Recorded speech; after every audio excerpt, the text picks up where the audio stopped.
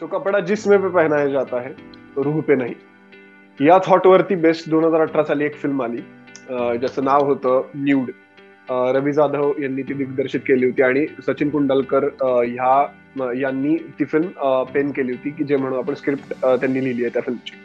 तर ही film actually तसं बघायला गेलं तर बोथ पीपल, म्हणजे ज्यांनी फिल्म लिहिली आहे आणि ज्यांनी फिल्म डिरेक्ट केली आहे, हे दोन खूप आयकॉनिक नाव आहेत मराठी इंडस्ट्रीमध्ये.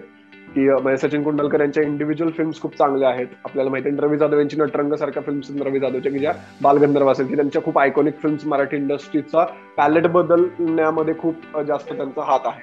तर ह्या दोघं ज्यावेळेस एकत्र येतील त्यावेळेस ऑब्व्हियसली एक एक्साइटमेंट होती आम्हाला सुद्धा ऍज अ फिल्म एन्थुसियास्ट म्हणून, की हे काय क्रिएट करतील. आणि ऑब्व्हियसली त्या हाईपला ही फिल्म जी आहे ती काय म्हणू आपण एक खरी उतरते. तर असं आहे. तर या फिल्म बद्दल आपण बोलायला आज इथे जमलेलो आहोत. तर वेलकम चिन्मय आणि Rohini once again to the another episode of in our opinion, की जिथे आपण न्यूड फिल्म बद्दल बोलणार आहोत. तर या फिल्म बद्दल जर बोलायचं झालं तर तर आपण जसं नेहमी एखाद्या फिल्मला अनालाइज करतो, तर तसं आपण कुठेतरी आजही त्याच पद्धतीने अनालाइज करूया. तर let's start with the synopsis. एक थोड्याच वेळात जर तू चिन्मय आम्हाला एखाद्या शॉर्ट ह्याच्यामध्ये जर सांगू शकलास सिनॉप्सिस तुमचं, तर ऑब्व्हियसली चांगलं होईल. तर बेसिकली न्यूड ही फिल्म यमुना नावाच्या एका कॅरेक्टरची आहे. गावाकडे राहताना घरची गरिबी, एकंदर असलेल्या आर्थिक स्रोतांची कमतरता, मुलाच्या शिक्षणाच्या फीज न भरल्यामुळे अडकलेलं शिक्षण, नवऱ्याचं एका गावातल्या एका दुसऱ्या बाईबरोबर चालणारा अफेअर, आणि या सगळ्यावरती नवऱ्याची अरेरावी किंवा एक मेल डॉमिनन्स, या सगळ्यामध्ये अडकलेली पिसलेली ती बाई आहे. आणि त्या सगळ्या त्रासाला कंटाळून एक दिवस ती मुलाचा हात धरून गाव सोडून मुंबईकडे पळते. मुंबईत तिची कोणतरी चंद्राक्का नावाची एक मावशी असते, त्या मावशीकडे जाऊन राहते झोपडपट्टीमध्ये अर्थातच. आणि राहताना मग जॉबसाठी काहीतरी शोधायचा, पैसे कमवायला म्हणून ती मुंबईवर फिरते, तिला मिळत नाही. मी नव्हे तिच्या मावशीला जे असते की तू कुठे काम करतेस, मग कदाचित मला लावशील का, असा काहीतरी त्याच्या मागे एक भाव असावा. पण मावशी ती लपवायचा प्रयत्न करते की ती कुठे काम करत असते. म्हणून मी एक दिवस तिच्या मावशीला पाठलाग करते.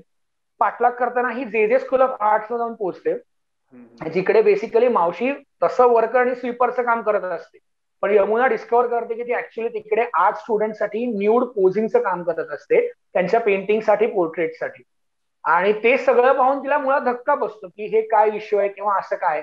पण नंतर पैशाची चणचण आणि सगळ्या गरजा भागवण्याची होणारी धावपळ, याच्यामध्ये मावशीच्या बरोबर ती पण स्वीपरचा वर्करनी आणि न्यूड पोझिंगचा खरा असा जॉब त्याच कॉलेजमध्ये पकडते.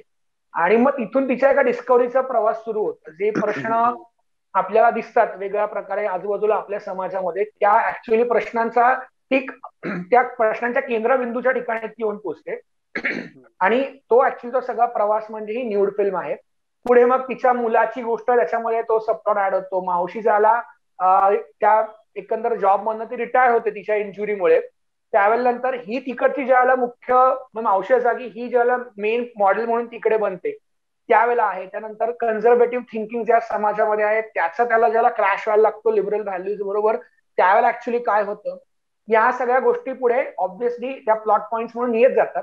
पण मुळामध्ये अशा एका कॅरेक्टरचा जी सर्वार्थाने दबलेली आहे प्रश्नांच्या खाली, तिथून स्वतःला मार्ग काढण्याचा तो एक प्रवास आहे.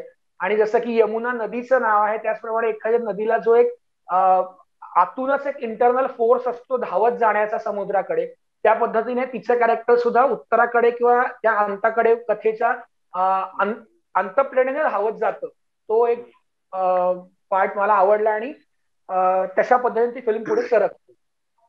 एक्झॅक्टली. नाही, परफेक्ट. अगदी जे तू बोललास ते एकदम परफेक्ट सिनॉप्सिस होतं या फिल्मचं. तर परत म्हणजे मला आता थोडंसं कुठेतरी आपण नेक्स्ट सेगमेंट कडे येऊ शकतो, की कॅरेक्टर अनालिसिस आणि स्क्रिप्ट एकंदरीत कशी पुढे जाते, किंवा एकंदरीत कोर थॉट काय, किंवा on what philosophy the film is based.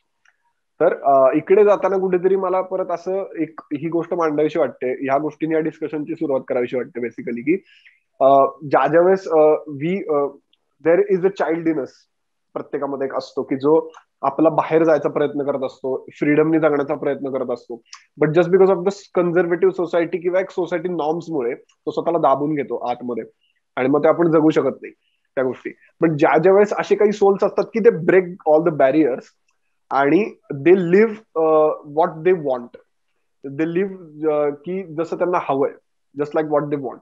आणि त्यावेळेस कुठेतरी ना त्या प्राणांची तडफड चालू राहते कुठेतरी, की म्हणजे की त्या प्राणांची तडफड होते, की म्हणजे ज्यावेळेस मला असं म्हणायचं की एखादा व्यक्ती फ्रीडमनी जगण्याचा प्रयत्न करतो, एखादी गोष्ट करण्याचा प्रयत्न करतो फ्रीडमनी, म्हणजे अगदी ती साधी गोष्ट असेल की पावसात भिजणं असेल फॉर एक्झाम्पल, किंवा नदीत उडीच मारणं असेल, तर ती करायला जातो आणि society comes back at him with some conservativeness, किंवा काहीतरी फ्रीडमनी करायला गेल्यानंतर मग काहीतरी. तर हे कुठेतरी या फिल्म मध्ये खूप जास्त बघायला मिळतं मला असं सारखं वाटलंय, की प्रत्येक कॅरेक्टर फिल्म मधलं फ्रीडमनी काहीतरी करायला जाते आणि त्याला एक मुस्काटत बसतीये सोसायटीकडून बॅक, की तू फ्रीडमनी वागलास ना, हे घे, नाही तुला वागायला. तर हा जो मुद्दा आहे, तर ते सुद्धा यमुनाचं कॅरेक्टर पासून आपण सुरुवात करूया. हे कुठेतरी मला ऑब्व्हियसली असं प्रत्येक कॅरेक्टर बद्दल वाटलंय, म्हणजे ऑब्व्हियसली त्याच्या तिच्या नवऱ्याबद्दल तरी मी बोलत नाहीये, but I am just talking about the main characters in the film.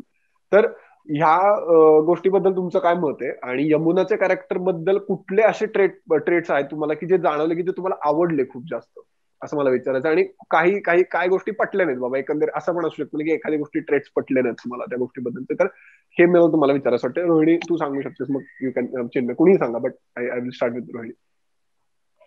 Okay, first of all मला सचिन कुंडलकर आणि रवी जाधव यांचं मनापासून कौतुक करावं वाटतं या फिल्मसाठी, की त्यांनी खूप सुंदर फिल्म दिली आहे ऑडियन्स.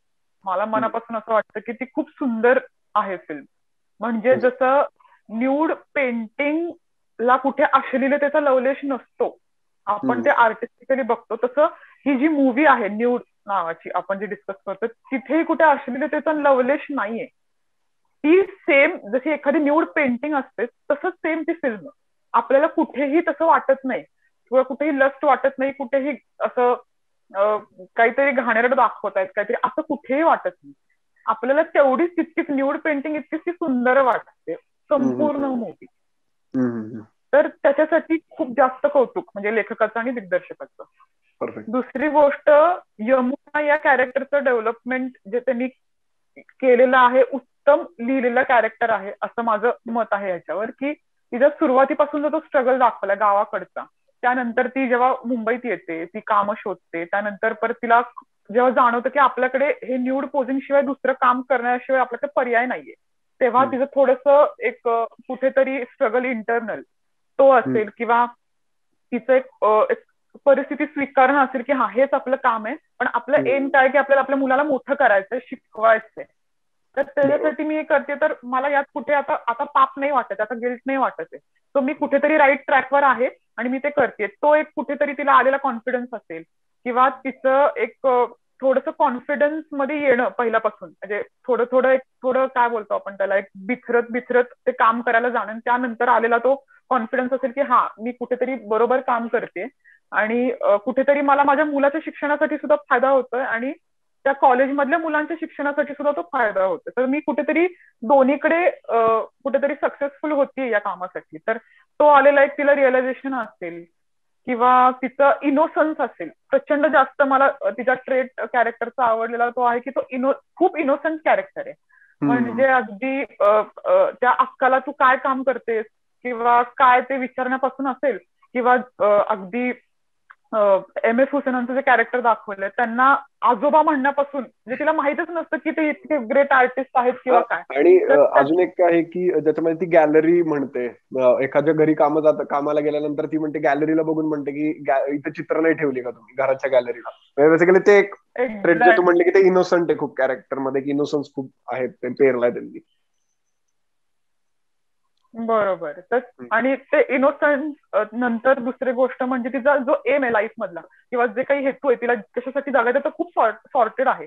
तिला स्वतःच्या मुलासाठी जगायचंय, मुलाला शिकवायचंय, मुलाला मोठं करायचंय, हेच तिचं पूर्णपणे एम दाखवलंय शेवटपर्यंत. सो ते कॅरेक्टर डेव्हलपमेंट मला प्रचंड जास्त आवडली. आणि मुळात ते कॅरेक्टर लिहिलं गेलं आहे हे सक्सेसफुली कुठे मला वाटलं, किंवा पोर्ट्रे पण सक्सेसफुली केलं गेलं आहे, आणि ऍक्टिंग सुद्धा. जेव्हा ती पहिल्यांदा न्यूड पोझिंगला बसते आणि ती थोडीशी तहानलेली दाखवली मध्ये, आणि तिला पाणी हवं असतं, तर तेव्हा मला स्वतःला चित्रपट बघताना कुठेतरी मी इतकी त्या कॅरेक्टरशी कनेक्ट झाले होते, इतकं तिच्या कॉन्फ्लिक्टला किंवा तिच्या इमोशन्सला मी कनेक्ट झाले होते, की मला पण कुठेतरी वाटलं की मला पण तहान लागली, म्हणजे जेव्हा ती म्हणाली की तहान लागली, मला कोणी पाणी देता का, तेव्हा पण मला असं वाटलं की मला स्वतःला पण तहान लागली, इतकी मी त्या कॅरेक्टरशी कनेक्ट झाले. तर तो कल्याणीमुळे या ऍक्ट्रेसनी प्रचंड सुंदर ते कॅरेक्टर पोर्ट्रे केलं, म्हणजे प्रचंड सुंदर काम केलंय.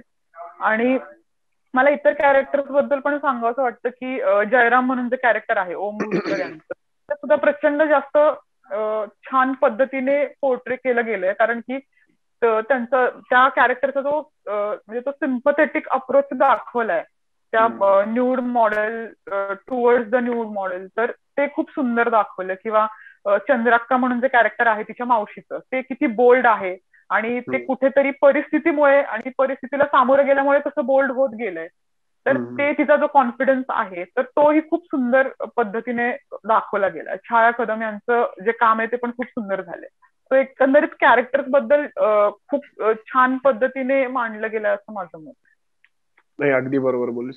चिन्मय, तुला काय वाटतंय म्हणजे की कल्याणीचं जे कॅरेक्टर आहे, मला ऍक्च्युली तुला असा कॅरेक्टर बद्दलचा प्रश्न तुला थोडा विचारायचा होता की कल्याणीच्या कॅरेक्टरचा जो आर्क आहे, तर तू कुठेतरी जसं मगाशी बोललास की कल्याणी मॅमच्या कॅरेक्टरचा जो आर्क आहे की यमुना जे कॅरेक्टर त्यांनी प्ले केलेले, तर यमुना कॅरेक्टरचा यांचा जो आर्क आहे, तर त्याच्यात जसं तू मगाशी बोललास की एक फोर्स असते नदीला, जशी की मला समुद्राला जाऊन मिळायचं, त्याचं एक अल्टिमेट एम आहे. तर तसा त्यांनी तो आर्क पण तिचा तसा दाखवला की ती स्टार्टला नदीत उडी मारते आणि एंडला ती काय म्हणू आपण ह्याच्यामध्ये विलीन होते समुद्रामध्ये ऑलमोस्ट. तर हे तुला जाणवलंय फिल्म मध्ये, तर त्याची जी ड्राईव्ह आहे ती तुला कुठं कुठं दिसून आली कॅरेक्टरची, की मला एखादी गोष्ट करायची, तिची जी ड्राईव्ह कुठं कुठं दिसून आली आणि तू कसं रिलेट करतोस त्या कॅरेक्टरला या गोष्टीशी, तिच्या ड्राईव्हशी?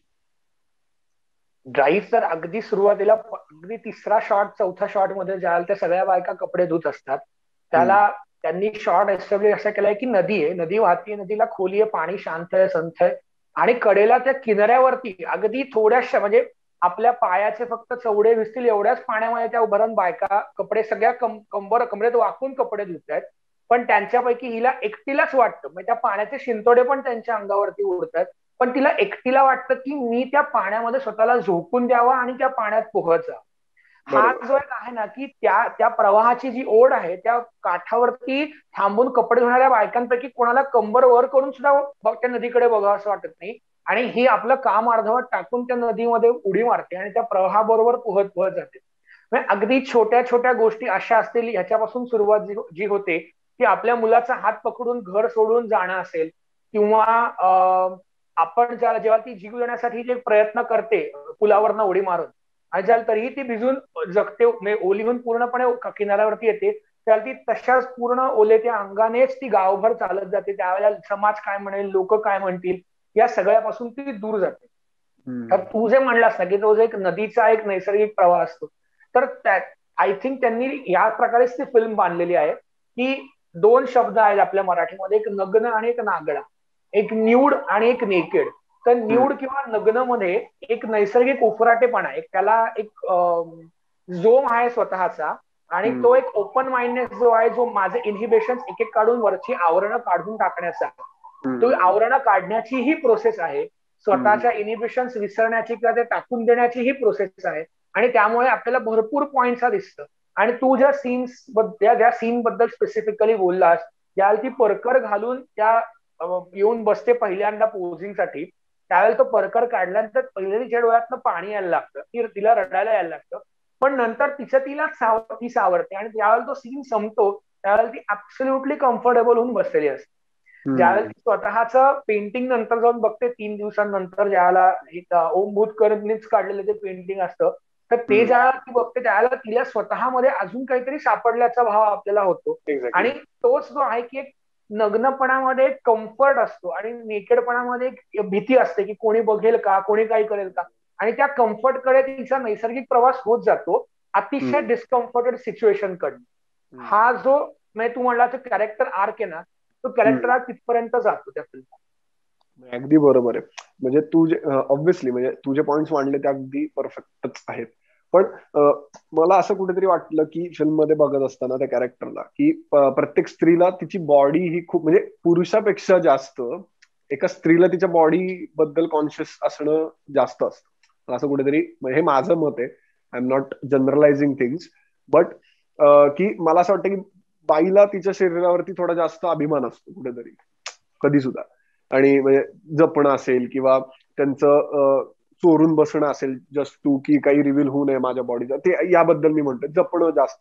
तर ज्यावेळेस तिचा नवरा फर्स्ट टाइम तिच्या बॉडीवरती थुंकतो, म्हणजे तिच्या चेहऱ्यावरती थुंकतो, तर तिथे तिच्या बॉडीबद्दल तिला घृणा वाटणे किंवा माझ्या नवऱ्याला माझ्यामध्ये इंटरेस्ट कमी आहे आणि तिला तो दुसऱ्या बाईकडे आता गेलेला आहे आणि दुसऱ्या बाई बरोबर राहायला लागलेला आहे किंवा दुसऱ्या बाईकडे तो आता शारीरिक सुखासाठी सुद्धा जायला लागलाय, तर ह्या गोष्टीसाठी तिच्या बॉडीवरती तिला प्रश्न पडणे की माझी बॉडी मग आता तिला बोर झालीये किंवा माझी एकंदरीत जे काही सहवास होतो त्याला बोर झालाय, मग तो प्रश्न आहे तिला. आणि ज्यावेळेस ती पाण्यातून बाहेर निघते आणि ती ऑलमोस्ट एक काय म्हणतात की तिचा जो ट्रॉमा आहे तो धुवून निघतो आणि ती मागे सोडते तो ट्रॉमा आणि मुंबईला निघून येते. आणि ज्यावेळेस फर्स्ट टाइम ती बसलेली आहे तर तिथं ती रिडिस्कवर करते स्वतःच्या बॉडीवरचं असलेलं प्रेम, बिकॉज ऑफ की मी आज न्यूड बसली आहे अशी, जशी मी माझ्या नवऱ्यासमोर फर्स्ट टाइम फिजिकल होताना, इंटिमेस होताना I was nude in front of my husband, तशी मी आज कुठेतरी इकडे बसली आहे. बट जसं मला नवऱ्याने फर्स्ट टाइम प्रेम दाखवलं होतं माझ्या बॉडीवरती, तसं ही लोक आज मला दाखवतायत प्रेम कुठेतरी, की माझं चित्र काढतायत माझ्या बॉडीचं कुठेतरी आज जाऊन. ही जी गोष्ट आहे की तिला स्वतःच्या बॉडीबद्दल एक हेटड निर्माण होणं आणि परत स्वतःच्या बॉडीबद्दल एक कॉन्फिडन्स निर्माण होणं की वी आर स्टील हिअर, किंवा स्वतःबद्दल म्हणू शकतो, बॉडीबद्दल पण नाही म्हणू शकतो, की स्वतःबद्दलच एकंदरीत जो प्रेम असणे स्वतःवरती, तर ते कुठेतरी तो फिल्म मध्ये खूप जास्त चांगला पोर्ट्रे केला गेला असं मला जाणवून आलं. पण स्टील म्हणजे बरेच कॅरेक्टर्स आहेत त्या फिल्म मध्ये, की जसं तिच्या मावशीचं कॅरेक्टर असेल किंवा तिच्या मुलाचं कॅरेक्टर असेल, तेही आपल्या समोरच डोळ्यासमोरच ते फिल्म मध्ये आर्क घडतो. तर मग ह्या दोन कॅरेक्टर बद्दल तुम्ही थोडक्यात काय सांगू शकाल त्यांच्या डेव्हलपमेंट बद्दल, मला असं विचारायचं, because these two characters are also the main characters in the film. So what do you guys can like what do you guys think about these characters, आणि तुम्ही काय सांगू शकाल या कॅरेक्टर्स बद्दल थोडक्यामध्ये सांगायचं झालं तर, या दोन कॅरेक्टर्स बद्दल कोणी स्टार्ट करू शकतो? तर मदन देवधरचे कॅरेक्टर पोर्ट्रे केले आणि मुळामध्ये आपण जनरली जे काही फिल्म बघतो त्याच्यामध्ये असं असतं की आधीच्या पिढीला पुढच्या पिढीची कलेची धडपड किंवा तळमळ समजत नाही. इथे बरोबर उलटे, इथे आई त्याला प्रोत्साहन देऊ पाहते, कारण आई त्या विश्वाच्या अगदी जवळ आहे, त्याच्या एका केंद्रस्थानातला एक महत्वाचा घटक आहे, दुर्मिळ घटक आहे या कला विश्वातला. आणि त्यामुळे तिचंही स्वप्न आहे की माझ्या मुलांनाही चांगला अशाच पद्धतीचा उत्तम आर्टिस्ट व्हावं. आता या ठिकाणी मदनच्या कॅरेक्टरचा जो प्रवास आहे तो प्रवास साधारणतः अशा प्रकारे की आपल्या आजूबाजूला अशी भरपूर लोक असतात जी चित्रपटातनं किंवा पेंटिंग मधनं किंवा पोस्टर मधनं इकडे तिकडे बायकांच्या काय म्हणू आपण शरीराकडे बघत, नग्नतेकडे बघत वेगळ्या प्रकारचं मानसिक सुख तर नक्की घेतात. पण जर त्याच्यासाठी एखादी काही कोणी स्त्री बाहेर जाऊन काम करत असेल, चित्रपटात असेल बाकी ठिकाणी, तर तिला मात्र त्याच शेमिंग पण केलं जातं, त्याच तिला ट्रोलिंग पण केलं जातं. ही जी एक दुटप्पी किंवा आपण काय म्हणजे म्हणू ती जी वृत्ती आहे, त्या वृत्तीला एक साजेस असं ते कॅरेक्टर आहे की जो एकीकडे त्याच्या मित्राबरोबर तशा प्रकारच्या सगळ्या जाऊन फिल्म्स बघतो, तशा प्रकारच्या जाऊन सगळ्या, पण जेव्हा त्याला शेवटी कळतं की आपली आई पण याच्यामध्ये, त्याला त्याची रिॲक्शन ही पूर्णपणे वेगळी असते. म्हणजे स्त्री ही स्त्री आहे का, स्त्रीला तुम्हाला वेगळ्या बंधनात बांधायचंय, पण आम्हाला स्त्रीकडनं ते सुख पण आहे. आणि ह्याच प्रकारचा जो डिलेमा आहे तो यमुनेच्या नवऱ्याचा पण आपण सुरुवातीला बघतो की त्याला ती बायको म्हणून हवी, नोकर म्हणून घरातली सगळी कामं करावीत, पण तिला स्त्रीत्व देत नाही. आणि ह्या प्रकारचा जो एक आपण तो शहराकडे असेल किंवा गावाकडे असेल, पण जो एक आपण आजूबाजूला समाज बघतो त्या समाजावरती टीका करावी की त्याचं एक प्रतिनिधित्व करावं, अशा प्रकारचं लक्ष्मणचं कॅरेक्टर आहे. त्यामध्ये एक गोष्ट की तुम्हाला उत्तम फक्त चित्र काढता येणं किंवा आहे समोरचा तसं मला कागदावरती काढता येणं एवढीच चित्रकला नसते, एवढीच कला त्याच्यापर्यंत नसते. कला त्याच्या पलीकडे एक असते की तुम्हाला तुमच्या मनातली, तुमच्या आजूबाजूची जी काही आपण म्हणतो झापड आहे, ती झापडं काढावी लागतात. आणि ती झापडं काढली तर तो कलाकार कलेच्या प्रांतात स्वतः मुक्तपणे विहार करू शकतो. नाहीतर त्याची सामान्य माणसं होतात जी कट्ट्यावरती बसून फक्त गॉसिपिंग करतात आणि मग व्हॉट्सअप ग्रुपवरती हिचा व्हिडिओ तिचा व्हिडिओ करत बसतात. सो हा जो तो एक झापडं काढण्याचा प्रकार आहे, ती झापडं तिची खूप इच्छा असते ती काढावी, पण ती त्याची काढली जात नाही आणि तो त्या समाजाचं प्रतीक बनून राहतो. आणि अशी याची ती कॅरेक्टर आर्क आणि मला वाटतं तिच्या गोष्टीमध्ये त्याचा हा प्रवास खूप महत्वाचा आहे. म्हणजे यमुनाच्या सेल्फ डिस्कव्हरीमध्ये आपल्या मुलाची न झालेली सेल्फ किंवा अर्धवट राहिलेली डिस्कव्हरीचा जो प्रवास आहे तो अत्यंत महत्वाचा आहे. कारण शेवटी जो एक कलाटणी देतो किंवा ज्या स्थळापर्यंत शेवटच्या ती पोहोचते ते त्याच्यासाठी ही खूप मला वाटतं खूप क्रिटिकल गोष्ट बनते त्याच्या मुलाचा प्रवास. अगदी बरोबर. नाही अगदी तुझे बोलास अगदी सटीकच होतं आणि बरोबर आहे. बट मला असं ऍक्च्युली ह्याच सेक्शन मध्ये असं सांगायचं वाटतं की जसं यमुनाचा आर्क हळूहळू डेव्हलप होत जातो over the course of the film, तर तसंच कुठेतरी एक फिल्म बघत असताना आपल्याला एक अजून एक आर्क अंडरटोनला किंवा एक सबटेक्च्युअल लेवलला डेव्हलप होताना आपल्याला दिसतो कंटिन्युअसली. तर ह्याबद्दल मला कुठेतरी बोलावंसं वाटतंय आता की जे नसरुद्दीन शाह यांचं कॅरेक्टर आहे तर ते कुठेतरी एम.एफ. हुसेन यांना डिपिक्ट करणार आहे. की एम.एफ. हुसेन हे असे चित्रकार होते की ज्यांना हिंदू गॉडेसेसची न्यूड पेंटिंग काढल्यामुळे हद्दपार केलं होतं इंडियामधून आणि ते लंडनमध्ये राहिले आणि लंडनमध्येच त्यांचा मृत्यू झाला. तर कुठेतरी आणि त्यांच्या लाईफ पंढरपुरामध्ये जन्म होता त्यांचा आणि त्यांचे काही पेंटिंग असे वादग्रस्त ठरले. तर हा एक कुठेतरी हेही एक कॅरेक्टर फिल्म मध्ये पॅरलली बिल्ट होत जातं.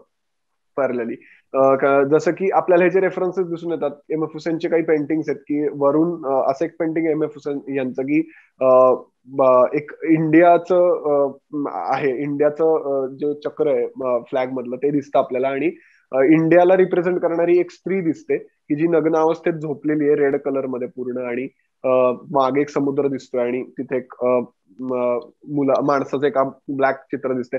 तर तसे काही शॉर्ट्स त्यांनी घेतलेत त्याला सिमिलरली जाणार आहे आणि विठ्ठलाचं पहिल्यापासून स्टार्ट त्यांनी कुठेतरी बिल्ड करण्याचा प्रयत्न केलाय आणि ऍट दी एंड मग शेवटी ते ऍक्च्युअल मध्ये समोर येतात आणि त्यांच्या काही गोष्टी त्यांचे काही आयडिओलॉजीज त्या मांडतात. तर कुठेतरी ही फिल्म जसं यमुनाचं कॅरेक्टर सरफेस लेवलला डेव्हलप होत जातं तसं फ्रीडम ऑफ स्पीच बद्दल एक जी अंडरटोन आहे फिल्मची ती पण हळूहळू डेव्हलप करताना आपल्याला दिसते फिल्म ही. तर मग आता आपण नेक्स्ट सेगमेंट कडे वळूया. थोडंसं टेक्निकली आपण जिथे फिल्म बद्दल बोलतो तर टेक्निकॅलिटी बद्दल तुम्हाला काही गोष्टी अशा जाणवल्या असतील तर तुम्ही सांगू शकता की ज्यामध्ये तुम्हाला असं वाटलं की स्टोरी कुठेतरी पोर्ट्रे झाली आहे. Because when we talk about the technicality it's not only about the technicality, it's about how technical aspect portray the story और टेक द स्टोरी फॉरवर्ड. तर किंवा असे काही गोष्टी असतील की ते तुम्हाला जाणवलं की अरे इथं चांगलं होऊ शकलं असतं अजून काही. तर चिन्ह तुला काही ऍड करावं वाटतं की यामध्ये की तुला काय टेक्निकल आस्पेक्ट मध्ये वाटलं एकंदरीत? बेसिकली ज्यावेळेला मी फिल्म पाहिली त्यावेळेला मला फिल्म 2 सेगमेंट्स मध्ये डिवायडेड वाटली आणि ते सेगमेंट एकमेकांवरती असे आलटून पालटून येतात. म्हणजे कधी या दगडावर कधी त्या दगडावर अशा पद्धतीने चालावं असं वाटतं. त्यातला पहिल्या सेगमेंट बद्दल बोलतो जो मला प्रचंड आवडला तो म्हणजे की ती ज्यावेळेला यमुनाचं कॅरेक्टर ज्यावेळेला आर्ट स्कूलमध्ये पोजिंग साठी जातात त्या मिनिटापासून ज्यावेळेला ती परकर बांधलेली बाहेर पडते हॉलमध्ये जे स्कूल ऑफ आर्ट्स मध्ये तेव्हापासूनचा ते जे सीन्सचं बिल्डिंग आहे अतिशय उत्कृष्ट झालेलं आहे.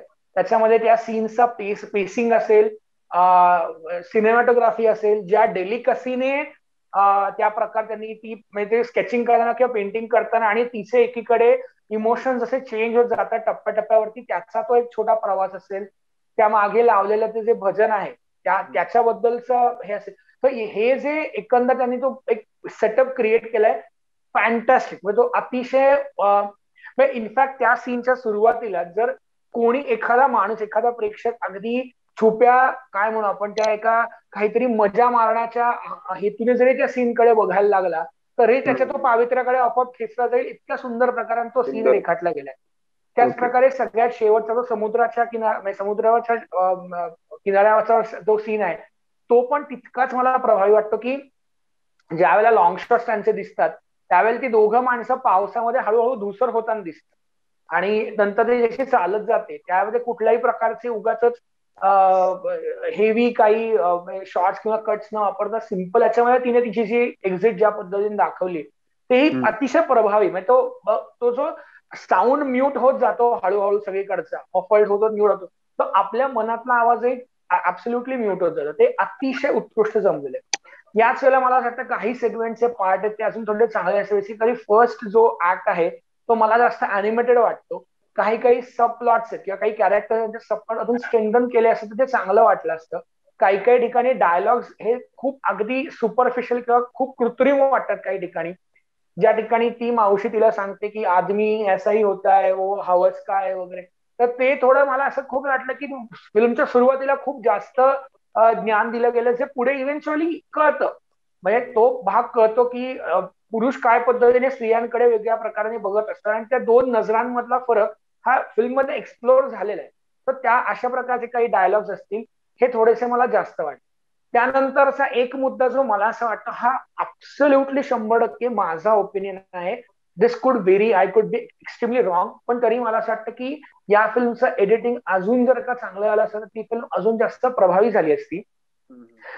खूप म्हणजे काही काही ठिकाणी ते सिम्पलिस्टिक एडिटिंग असेल तर ते खूप सुंदर वाटतं, पण काही काही ठिकाणी ते खूप आपल्याला त्या फिल्म कडे थोडं बाहेर खेचून नेतं.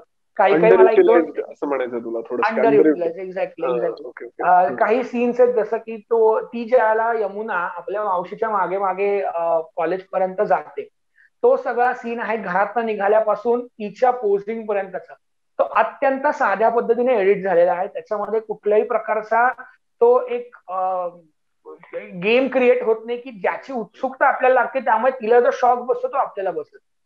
ते एक प्रकारचं होतं की आता माहिती आम्हाला या ठिकाणी ती स्टोरी नाही, कारण ज्यावेळेला तुम्ही सिनेमाच्या नावामध्ये आपण न्यूड म्हणतो त्याला ती कुठेतरी स्टोरी तिकडे जाणार हे आम्हाला एक्सपेक्टेड आहे. तर तो जो सस्पेन्सचा शॉक आहे ना, माहिती असूनही त्याचा धक्का बसणं, त्या गोष्टी कुठेतरी पंचचे मिस होतात.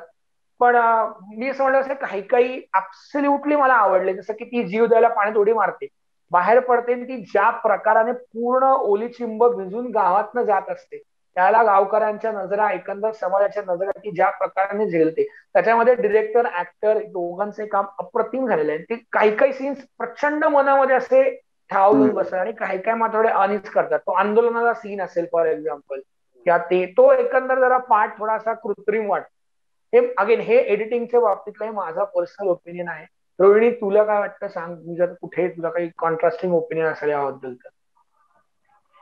ओके, मला कुठेतरी फिल्मच्या डिटेलिंग बद्दल सांगावंसं वाटेल की त्यांनी डिटेलिंग खूप खूप काही काही ठिकाणी खूप सुंदर पद्धतीने घेतलंय. जिथे मला जाणवलंय ते एक म्हणजे ती पहिल्यांदा जेव्हा न्यूड पोझिंगसाठी जाते, बसणार असते, त्यावेळी ती पूर्ण तिचे कपडे जेव्हा काढते आणि फक्त परकर असतो, आणि परकर जेव्हा ती वरती घेते, असा एक खाली एक तो शॉट त्यांनी लावलेला कॅमेरा, आणि ती परकर वर घेताना दाखवलं तर तिच्या पायांवर केस असतात, कुठेही वॅक्स लेग किंवा असं काही दाखवलेलं नाहीये. तर ते खूप ऑब्व्हियस गोष्ट आहे.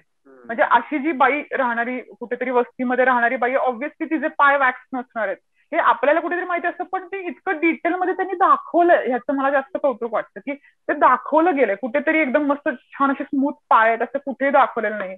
आणि नंतर ती जेव्हा जाते, परकर घेऊन ती जाते आणि त्या ह्याच्यावर बसते जिथे तिला बसायला सांगितलं असतं, तिथे एक ती मागून तिचं दिसतं की परकरला कुठेतरी त्यांनी ते शिवलेलं आहे, ते उसवलेलं आहे, ते शिवलेलं आहे. तर ते प्रचंड जास्त ते डिटेलिंग मला खूप आवडलं, जे कुठे कुठे ते आपल्याला दिसून येतं. म्हणजे कॉस्ट्युमच्या बाबतीत असू देत किंवा तिच्या त्या पायांच्या बाबतीत मला दिसतं. तर हे डिटेलिंग खूप सुंदर पद्धतीने केलं असं मला वाटतं. आणि कुठेतरी मोमेंट खूप छान क्रिएट झालेत. म्हणजे ती जेव्हा बसलेली असते, छाया कदम चंद्राक्का बरोबर बसलेली असते, दोघी एकमेकींना पाठ करून बसलेले असतात.